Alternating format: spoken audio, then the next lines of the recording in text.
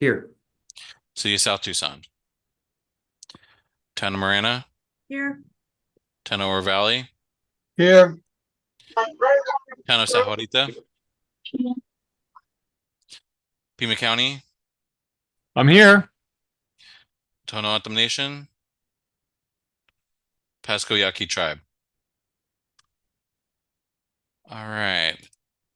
I don't think I forgot anyone, so it looks like we have quorum and we're ready to move on.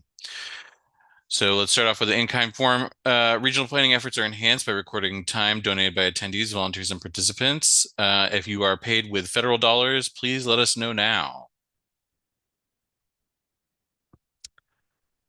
All right, hearing none, we can move on to point number 3, the TIP amendment for fiscal year 24, FTA and SCBG flex apportionment changes. I'm going to go ahead and turn it over to Adam Ledford, and he's going to take us through this agenda item. Thank you, Rio. Thanks everybody for being here today. If you're like me, I know how I like to celebrate Mardi Gras, and it's definitely begins and ends with formal tip amendments. They're just one and the same to me. No, but seriously, thanks everybody for being here. I'll go ahead and share screen. Oh, actually, can I? Thank you.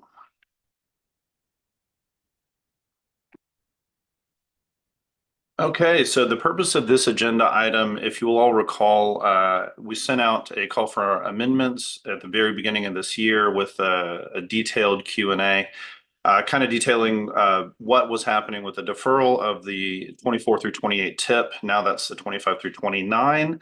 That leaves fiscal year 24 in kind of an orphan state. So what we're really doing is we're buttoning up the work that's been done from the late in December or late in 2022 and again last year in 2023, just to get these transit tip items programmed in. Again, we're working in the current tip now rather than the tip development, so this needs to be done as a formal amendment.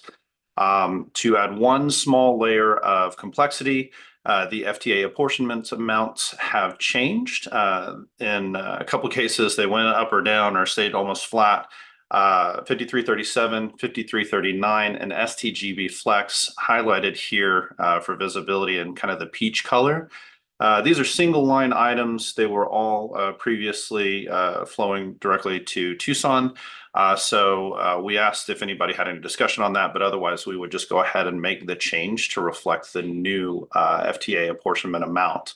What that leaves highlighted here in pink is about $444,000 remaining in 5307.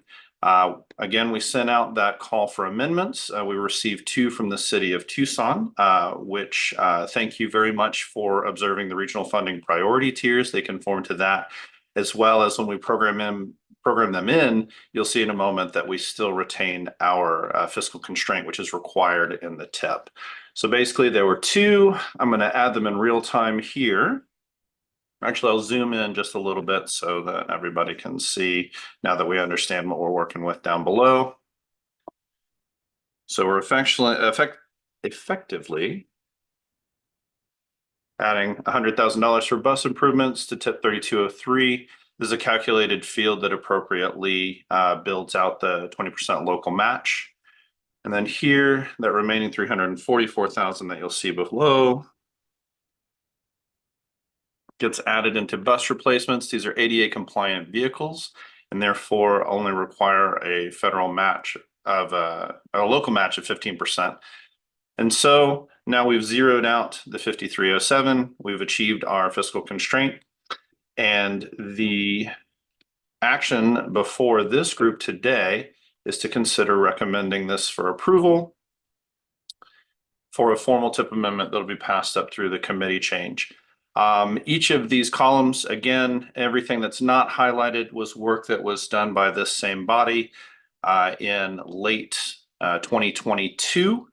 So I don't anticipate much discussion, but if anybody needs any refreshers or has any questions, I'm happy to field those for you.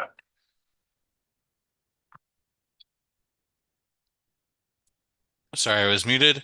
Any questions for Adam on this piece of a business?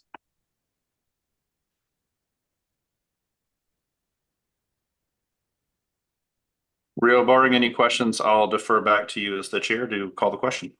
All right. I'm going to go ahead and request a motion to approve recommendation of the formal tip amendment. Hey Rio, this is Rhett Crownenshield from City of Tucson. I make a motion to approve the recommendation. Do I hear a second? Hi, Rio. This is John from Town of Oro Valley. I second the motion. Okay. I'm going to move to vote by acclamation. Let's go ahead and are there any comments against this piece of business? Any votes against? Any abstentions? All right, hearing none, this item passes. All right, and then we have the presentation on the February 2024 Sun Shuttle booklet changes. I'm going to go ahead and there are no routing changes in this booklet. What I'm going to do is I'm going to go through the timing changes. They're small, very small. We've added an additional evening run for the 421X to Sahuarita and Green Valley. We've adjusted the timetable for the Marana route 413, so it starts at Aina and La Cholla instead of the community college, but it doesn't change the route at all or the timing, I believe. For the 440, we're increasing our frequency from every 90 minutes to every 45 minutes, I believe. And then the 450, we're increasing our frequency from every 100 minutes to every 90 minutes. And that is the changes that are taking place for the Sun Shuttle in February. You can find this information on suntran.com, and it'll be posted there so you can refer back to people who may have questions in the public. And I'm happy to take any questions y'all have at this time for that agenda item.